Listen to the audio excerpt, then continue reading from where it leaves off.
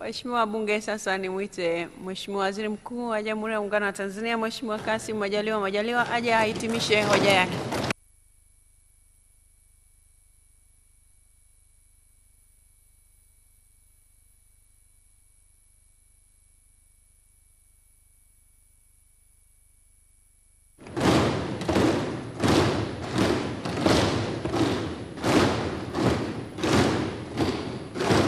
Asante sana.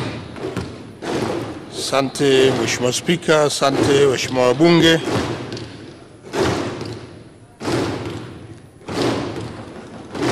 Nawashukuru.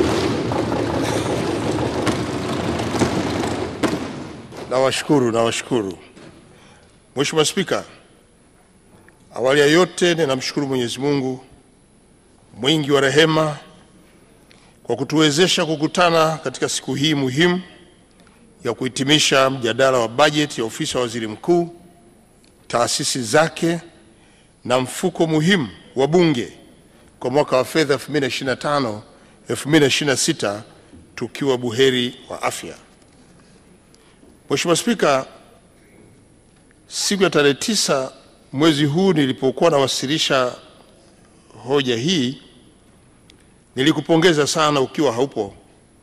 Nirudie leo kukupongeza sana wewe mwenyewe binafsi kwa kazi mzuri unayoifanya kuliongoza bunge hili kwa weledi mkubwa na umahiri mkubwa.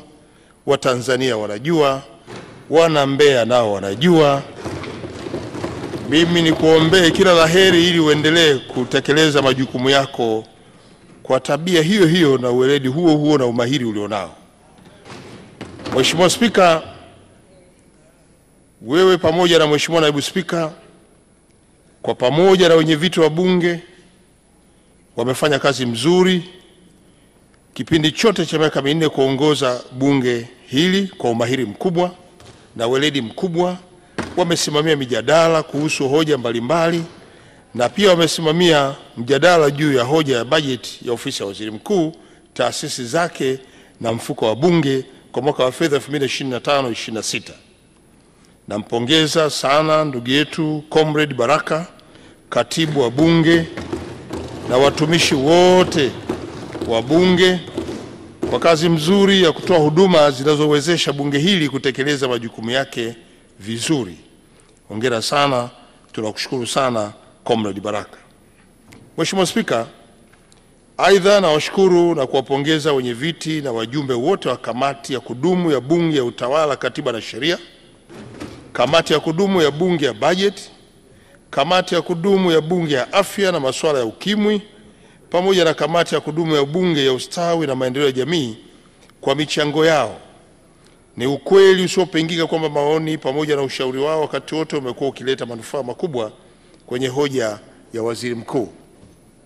Mheshimiwa Spika, namshukuru sana Mheshimiwa Dr. Doto Bashaka Biteko, mbunge, naibu waziri mkuu na waziri wa nishati kwa usaidizi wake muhimu mzuri, na hakika yeye pamoja na Mheshimiwa William Vakuvi, mbunge, waziri wa nchi Ofisi ya Waziri Mkuu, Sera, Bunge na Uratibu, kwa pamoja na Mheshimiwa Ridhiwan Jakaya Mrisho Kikwete, mbunge, waziri wa nchi Ofisi ya Waziri Mkuu anashughulikia kazi ya ajira, vijana na wenye ulemavu, wameendelea kutumikia vizuri ofisi yetu ya Waziri Mkuu na ushauri wao umeendelea kuleta maslahi mapana.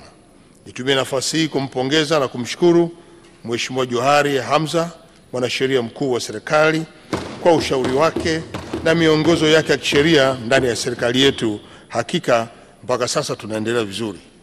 Mheshimiwa Spika, lakini vile vile namshukuru Mheshimiwa Umi Nderiananga, mbunge viti maalum na naibu waziri wa nchi Ofisi ya Waziri Mkuu anayeshughulikia sera, bunge na uratibu, kwa pamoja na Mheshimiwa Petrobas Katambi, mbunge wa jimbo la Shinyanga mjini na naibu waziri wa Ofisi ya Waziri Mkuu, kazi, vijana, ajira na wenye ulemavu, na mawaziri wote wa sekta na naibu mawaziri kwa kuchangia hoja waziri mkuu wakati wa mjadala.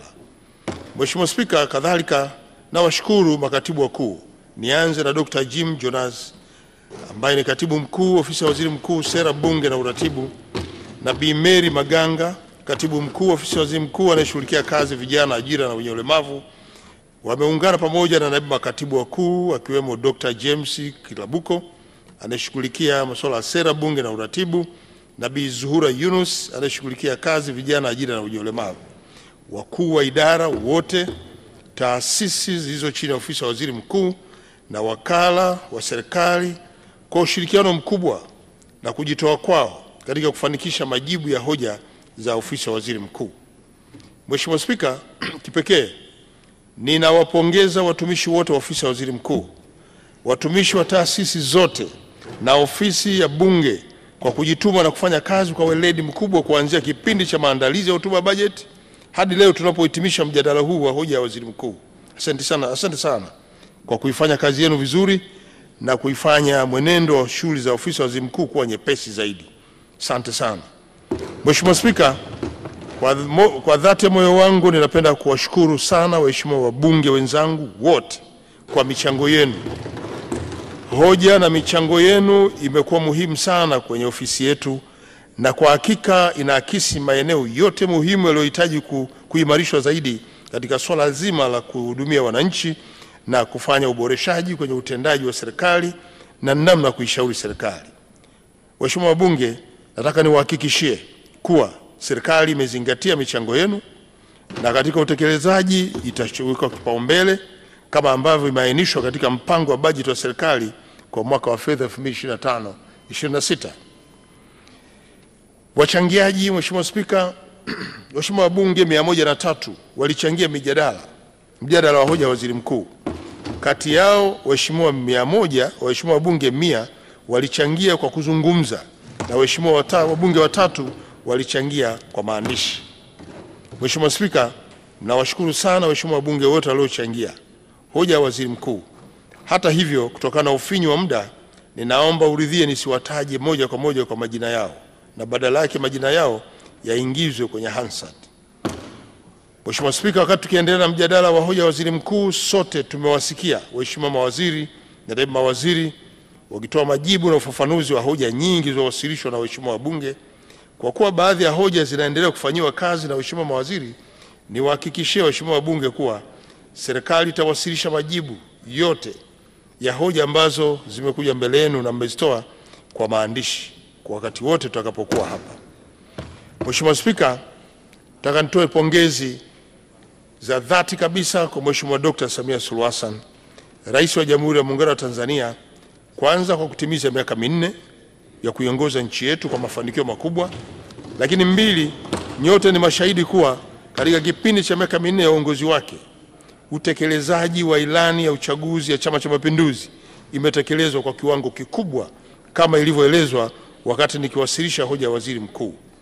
Nitumie nafasi hii vile vile kumpongeza Mheshimiwa Dr. Philip Isdor Mpango, Makamu wa Rais wa Jamhuri ya Muungano wa Tanzania, kwa pamoja na Mheshimiwa Dr. Hussein Ali Hassan Mwinyi, Rais wa Zanzibar na Mwenyekiti wa Baraza la Mapinduzi, kwa kumsaidia vyema Mheshimiwa Rais wa Jamhuri ya Muungano wa Tanzania katika kutekeleza majukumu yake na hasa kutekeleza ilani ya uchaguzi ya Chama cha Mapinduzi, chama tawala ambacho kwa sasa kiko madarakani.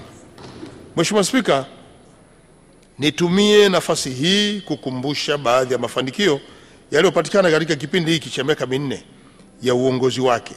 Na mafanikio hayo ni pamoja na haya yafuatayo. Ya kwanza, kuhusu utekelezaji wa miradi ya maendeleo. Mheshimiwa Spika, sambamba na kudumisha hali ya amani, utulivu pamoja na mshikamano wa wananchi wa taifa hili, Mheshimiwa Dr. Samia Suluhu Hassan, Rais wa Jamhuri ya Muungano wa Tanzania, amewezesha utekelezaji wa mipango ya maendeleo. Mafanikio makubwa yamepatikana katika utekelezaji wa miradi ya huduma za jamii na miradi ya kimkakati, hususani katika sekta za elimu, afya, maji, kilimo, ujenzi, nishati, mawasiliano na uchukuzi. Mheshimiwa Spika, mafanikio hayo tunayapata katika utekelezaji wa ilani ni ya kupigiwa mfano. Bila shaka kila mwananchi ni shahidi wa jambo hili. Kila eneo katika nchi hili limefikiwa na wananchi wamekuwa mashahidi kwa miradi inayotekelezwa kwenye maeneo yao. Hakika Mheshimiwa Rais anastahili pongezi na tumpongeze sana Mheshimiwa Rais. Eneo la pili ni uwezeshaji wa wananchi kiuchumi. Mheshimiwa Spika, serikali ya awamu ya 6 imeendelea kuboresha sera ya sheria mbalimbali ili kuweza kuweka mazingira bora ya kuwawezesha wananchi kiuchumi. Suala la sera na sheria imewezesha kutenga 30% ya manunuzi ya umma kwa wanawake, vijana, wazee na watu wenye ulemavu. Lakini pia kuratibu na kuweka mazingira bora kwa vikundi na huduma ndogo za kifedha, pamoja na kuongeza ushiriki wa Tanzania katika uwekezaji ikiwemo sekta ya madini, mafuta na gesi. Mheshimiwa Spika, uanzishwaji wa mifuko za programu mbalimbali za uwezeshaji wananchi unatokana na mahitaji ya kiuchumi kwa maendeleo ya nchi yetu. Mifuko iliyopo imeweza kutoa jumla shilingi trilioni 3.5 kwa wanufaika zaidi ya milioni 24. Kati ya wanufaika hao, wanawake ni zaidi ya milioni 11 na wanaume ni zaidi ya milioni 13. Mheshimiwa Spika, baadhi ya mifuko na programu hizo ni pamoja na mikopo ya halmashauri za 10% kwa wanawake, vijana na wenye ulemavu. Iko pia programu ya Jenga Kesho iliyo bora. Iko pia programu ya taifa kukuza ujuzi kwa vijana. Tunazo programu ya kukuza viwanda vidogo na vya kati. Tunayo programu ya kuimarisha uchumi na Mama Samia na mfuko wa dhamana wa wajasiriamali wadogo. Mheshimiwa Spika, mifuko na programu za uwezeshaji wananchi zinazoratibiwa na serikali zinatoa fursa mikopo kwa riba nafuu kwa mtu mmoja mmoja na vikundi na uzalishaji mali. Serikali itaendelea kutekeleza na kusimamia mikakati ya kutoa elimu kwa wananchi kupitia njia mbalimbali ikiwemo maonesho, makala, vyombo vya habari na vituo vya uwezeshaji ili kuongeza uelewa kuhusu fursa zilizopo kwenye mifuko na programu hizo. La tatu ni mifumo ya utoaji haki. Mheshimiwa Spika, kama nilivyoelekeza kwenye hotuba yangu, Mheshimiwa Dr. Samia Suluhu Hassan, Rais wa Jamhuri ya Muungano wa Tanzania, amekuwa kinara katika kuboresha misingi ya utoaji haki hapa nchini. Aidha, ameimarisha mifumo ya utoaji haki hususani matumizi ya tehama kwenye taasisi za haki jinai. Mifumo hii imerahisisha upatikanaji wa taarifa kwa wakati, kupunguza gharama kwa wananchi wanyonge na wasiokuwa na uwezo wa kupata huduma za kimahakama, hasa walipo maeneo ya pembezoni.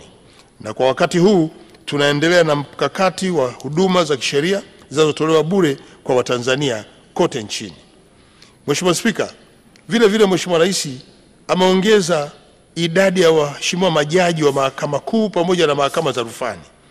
Ongezeko hilo linachangia moja kwa moja katika kupunguza mlundikano wa kesi na hivyo kurahisisha utoaji haki. Kadhalika, amefanya maboresho ya miundombinu ya mahakama kuanzia ngazi ya mahakama ya mwanzo hadi Mahakama Kuu, ikiwemo ujenzi wa mahakama pamoja na nyumba za majaji. Mtakumbuka mnamo tarehe 5 mwezi huu wa 4 kwa mwaka huu 2025, Mheshimiwa Rais ameweka historia kwa kuzindua jengo la kwanza la makao makuu ya muhimili wa mahakama ya Tanzania kwa kipindi cha miaka 104 tangu kuanzishwa kwake. Uzinduzi huo ni mwendelezo wa dhamira yake njema ya kuboresha miundombinu ya mahakama hapa nchini. Eneo la 4 ni ukusanyaji wa mapato. Mheshimiwa Spika, nitumie fursa hii kumpongeza Mheshimiwa Dr. Samia Suluhu Hassan kwa mafanikio yaliyopatikana katika miaka 4 ya serikali ya 6 kwa kuimarisha ukusanyaji wa mapato. Ukusanyaji huo umewezesha utekelezaji wa miradi mbalimbali hapa nchini.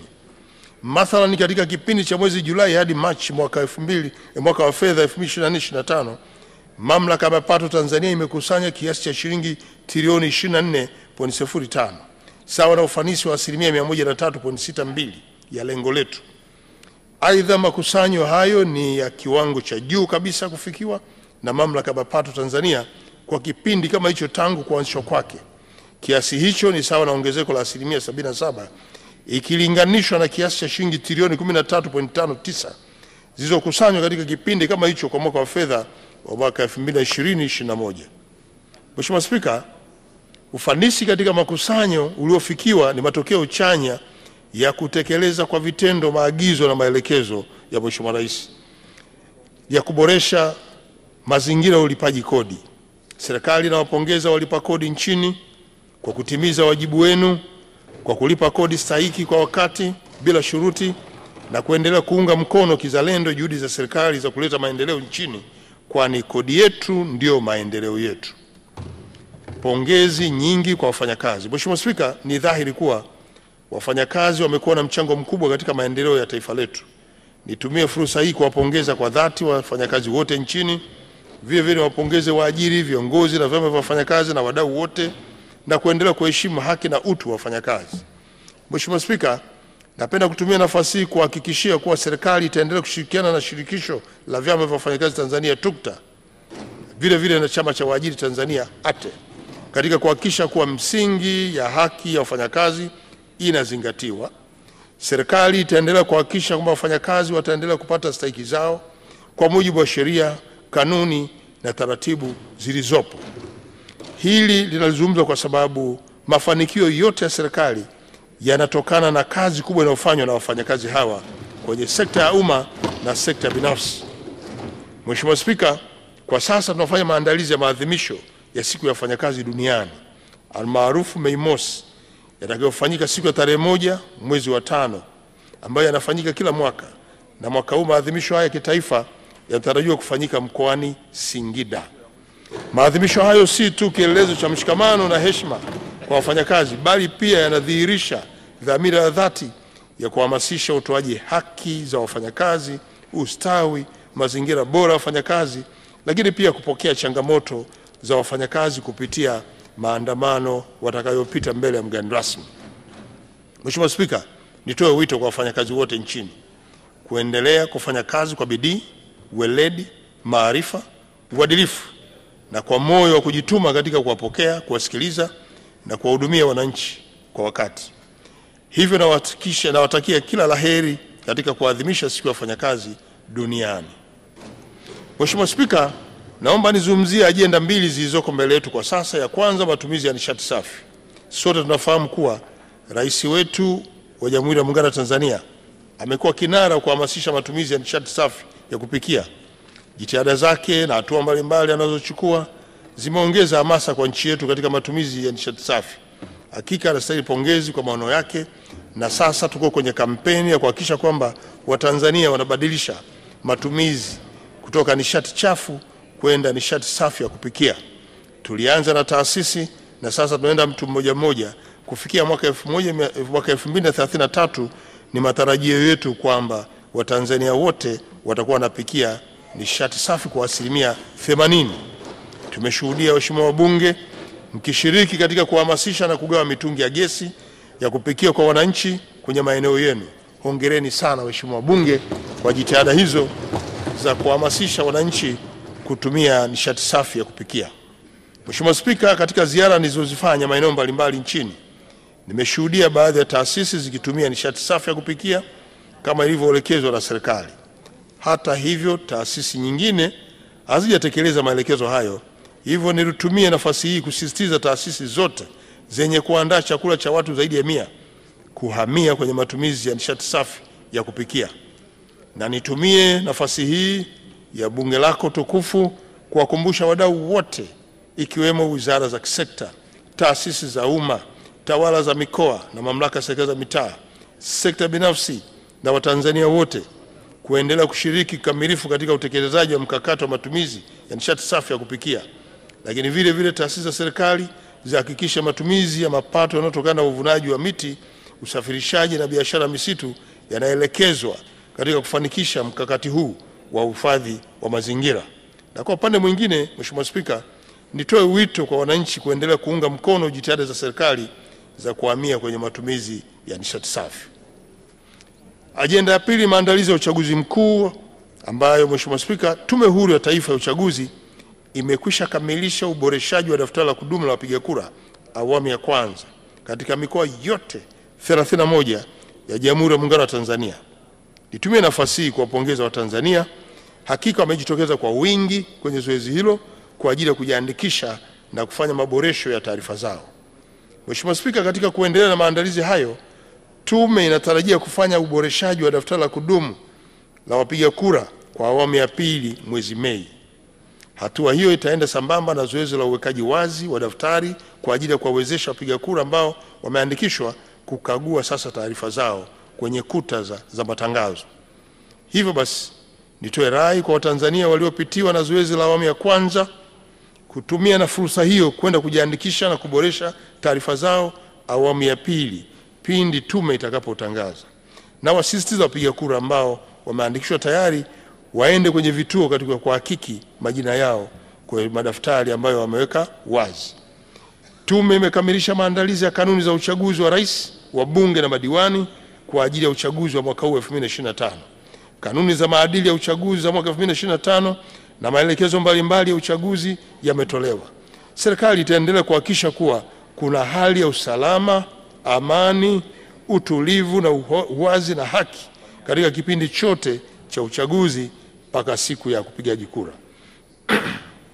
Mheshimiwa Spika, naomba sasa nijibu hoja chache ambazo zimejitokeza na ambazo hazikuguswa na waheshimiwa mawaziri. Ninatambua kuwa waheshimiwa wabunge wametoa hoja nyingi na zote ni za umuhimu kwa maslahi mapana ya taifa letu. Hoja nyingi zimetolewa ufafanuzi na waheshimiwa mawaziri na mawaziri wakati walipokuwa wanachangia hoja zao. Kutokana na ufinyu wa muda, baadhi ya hoja za waheshimiwa wabunge zitajibiwa kwa maandishi na nyingine zitatolewa ufafanuzi na waheshimiwa mawaziri wakati watakapokuwa wanawasilisha bajeti zao za wizara zao, ambako pia na wao watawajibika kujibu hoja mbalimbali pamoja na zile ambazo hazikupata nafasi kujibiwa kupitia hotuba yangu hapa. Mheshimiwa Spika, naomba nitoe maelezo juu ya utoaji wa fedha kwa wakati, fedha ambazo zinaenda kufanya maendeleo na matumizi mengine na kuwezesha wizara, taasisi na idara ya serikali kutekeleza majukumu yake kwa ufanisi. Mheshimiwa Spika, serikali yetu imeendelea kutoa fedha ili kuwezesha utekelezaji wa miradi ya maendeleo na matumizi mengine. Sote tumeshuhudia utekelezaji wa miradi mbalimbali kutokana na fedha zilizotolewa kwenye maeneo yetu ya uwakilishi. Hivyo nilihakikishia bunge lako tukufu kuwa kulingana na mpango kazi, serikali itaendelea kutoa fedha kwa ajili ya utekelezaji wa miradi ya maendeleo, na tukiwa tumebaki na miezi mitatu ya kukamilisha bajeti yetu, tutahakikisha robo hii mwaka iliyobaki tunamaliza kupeleka fedha kwenye mahitaji kulingana na mahitaji ya wizara hizo. Eneo la pili, juu ya uharibifu wa miundombinu ulioharibika kutokana na mvua. Mheshimiwa Spika, kama nilivyoeleza kwenye hotuba yangu kuwa nchi yetu imepata athari kubwa kutokana na mvua kubwa za El Nino na kimbunga Hidaya. Athari zilizotokeza ni pamoja na vifo, majeruhi, upotevu na uharibifu wa mali pamoja na miundombinu hususan barabara, madaraja na makaravati. Mheshimiwa Spika, serikali ilichukua hatua mbalimbali ya kurejesha hali ya miundombinu hiyo iliyoharibika ili huduma nyingine ziweze kuendelea. Hatua hizo ni pamoja na kutafuta fedha za dharura, kuweka mfumo matunuzi na kutafuta wakandarasi na kuanza ujenzi wa miundombinu iliyoharibika katika mikoa yote hapa nchini. Serikali ilitoa bilioni 72.15 kwa ajili ya kurejesha miundombinu kwa dharura. Vile vile imetoa shilingi bilioni 868.56 kwa ajili ya ujenzi wa miundombinu ya kudumu kwenye wilaya 139 za Tanzania bara ambazo miundombinu yake iliharibiwa kabisa. Miundombinu hiyo inajumuisha madaraja 63, barabara zenye urefu wa kilomita 827, mitaro yenye urefu wa kilomita 84 pamoja na makaravati 225 yamefanywa marekebisho. Mheshimiwa Spika, hivi karibuni tumeshuhudia mvua kubwa kwenye mikoa mbalimbali hapa nchini. Mvua hizo zimesababisha athari kwenye miundombinu ikiwemo barabara ya Dar es Salaam hadi Lindi. Miundombinu hiyo ni pamoja na daraja la dharura lililopo kwenye barabara ya mchepuko katika eneo la Somanga ambapo daraja jipya linajengwa. Mheshimiwa Spika, napenda niwafahamisha Watanzania na waheshimiwa wabunge wote wakiwemo wabunge wa mikoa ya kusini kwa ujenzi wa daraja jipya la Somanga ambalo litakuwa na urefu wa mita 60 pamoja na barabara unganishi ya kilomita 1.7 unaendelea vizuri na haujaathirika. Hadi sasa mkandarasi amekamilisha ujenzi wa nguzo 27 kati ya 43 wa daraja hilo, na kwa ujumla mradi umefikia 38% ya utekelezaji na unatarajiwa kukamilika ifikapo Septemba 2025. Na kwa mujibu wa mkataba, madaraja mengine yanayopitiwa na mikondo ya maji kama vile Matandu, Mavuji na Kiu na Mtombo Mkuru yana wakandarasi. Pindi mvua hizi zinazoendelea kunyesha kutoka mkoani Morogoro misitu ya Selous zikishapungua, ujenzi utaendelea kwa kasi, na kesho asubuhi saa 2 nitakuwa kule Somanga kukagua hali hiyo. Mheshimiwa Spika, nitumie fursa hii kupitia bunge lako tukufu kuhakikisha wananchi kuwa serikali itaendelea kukamilisha miundombinu iliyoharibiwa ili irejee katika hali yake ya kawaida na wananchi waendelee na huduma zao za kawaida. Vile vile nitoe rai kwa wananchi wote kuendelea kuchukua tahadhari dhidi ya mvua zinazoendelea kunyesha ili kuepuka athari zinazoweza kujitokeza. Mheshimiwa Spika, naomba nizungumzie sherehe za Muungano. Tarehe 26 Aprili mwaka huu tutaadhimisha miaka 61 ya Muungano wa nchi yetu ambao umeendelea kuwa chachu ya mafanikio tunayoyashuhudia leo.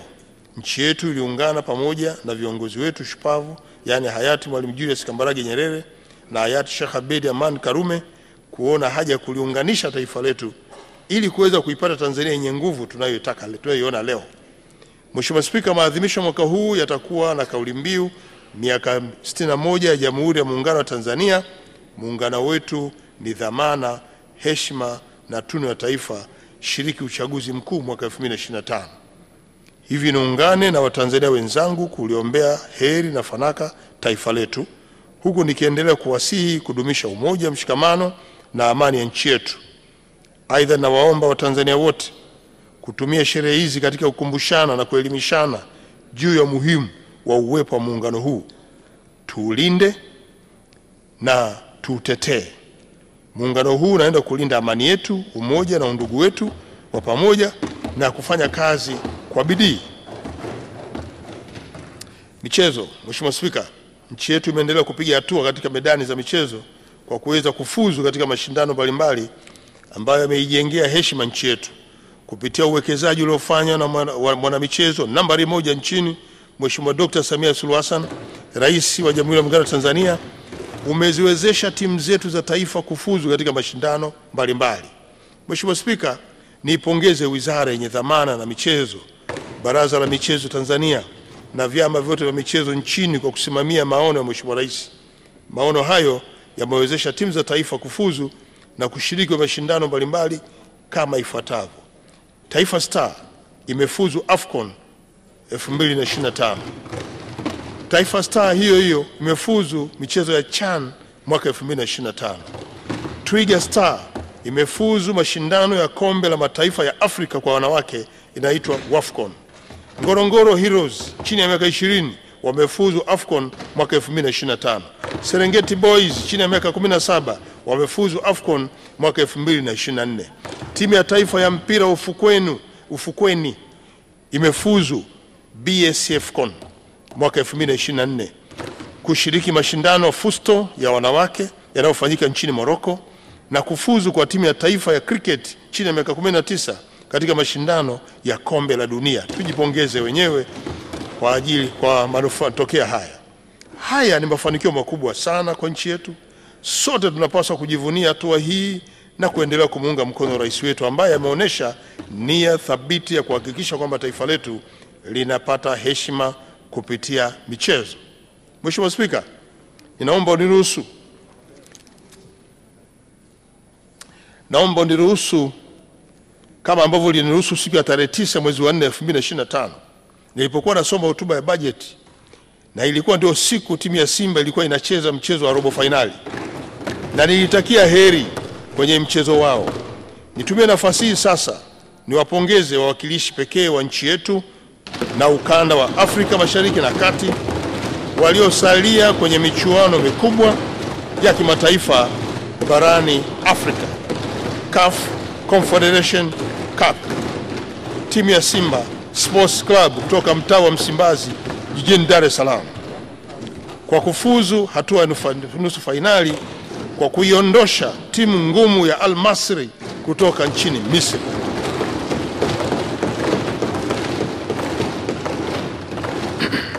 Mheshimiwa Spika, kipekee kabisa naomba nimpongeze mlinda mlango wa Simba Moussa Pin Kamara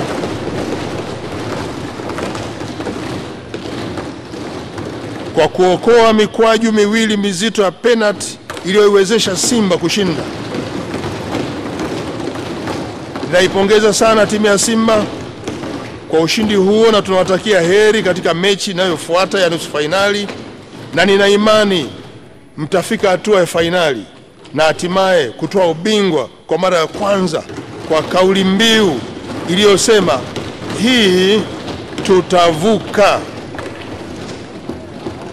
Na sasa kauli ya kuingia nayo kwenye mashindano ya nusu fainali inasema hatuishii hapa. Hiyo ndio kauli mpya.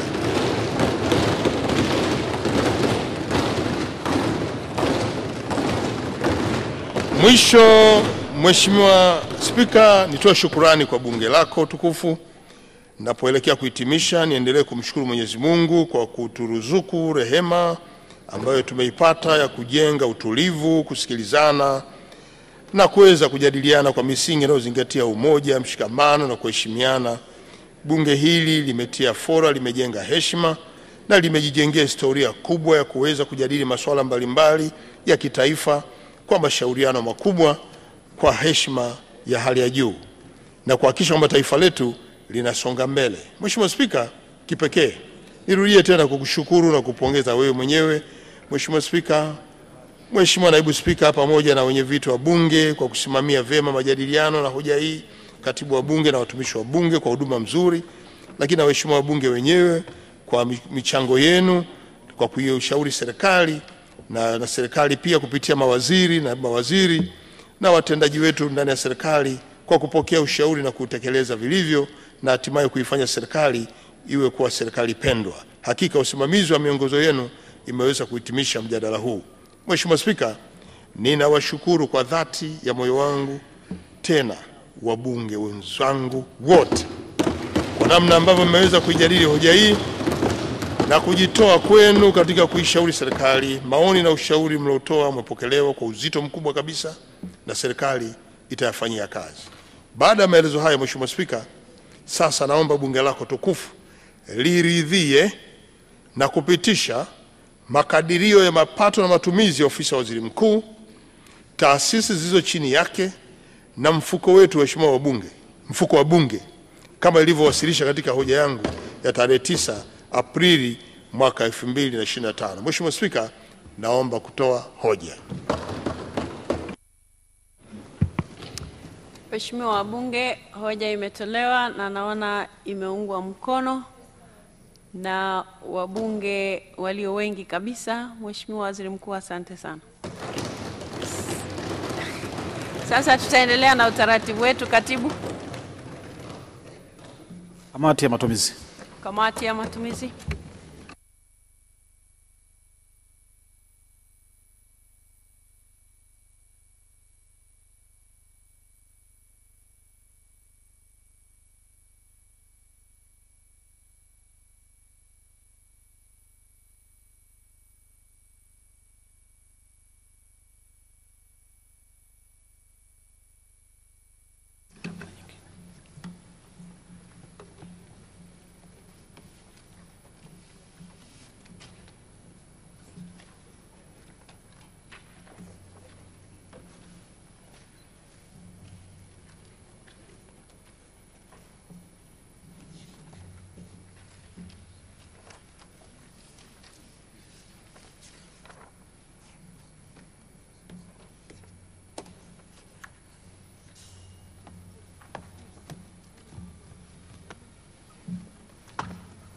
Mheshimiwa, tuketi.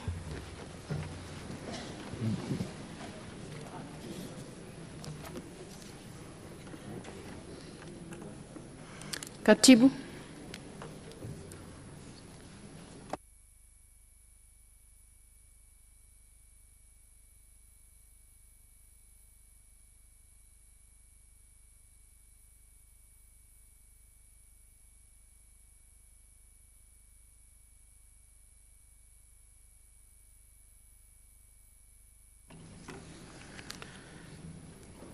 Mheshimiwa Mwenyekiti, tunaanza na kitabu cha pili ambayo ni matumizi ya kawaida.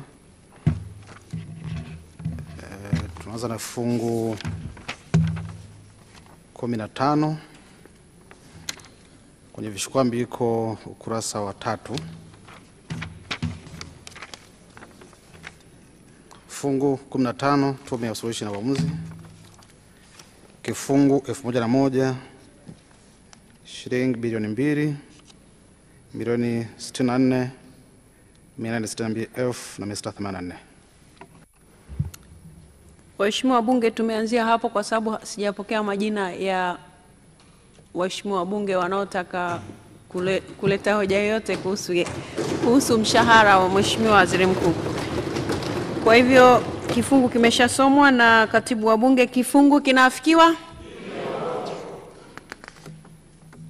Kifungu 1002 shilingi milioni 330,886,300. Kifungu kinaafikiwa. Kifungu 1004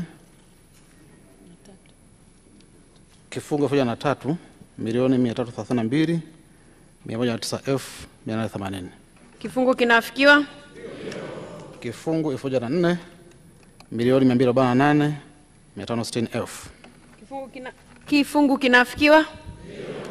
Kifungu 1005 milioni 278,391,400. Kifungu kinaafikiwa. Kifungu 1006 shilingi milioni 174,358,000. Kifungu kinaafikiwa. Kifungu 2001 bilioni 1 milioni 969,192,286. Kifungu kinaafikiwa. Kifungu 2002 bilioni 1 milioni 991,840,535. Kifungu kinaafikiwa. Kifungu 2003 shilingi bilioni 13,561,815. Milioni 13,561,815. Kifungu kinaafikiwa.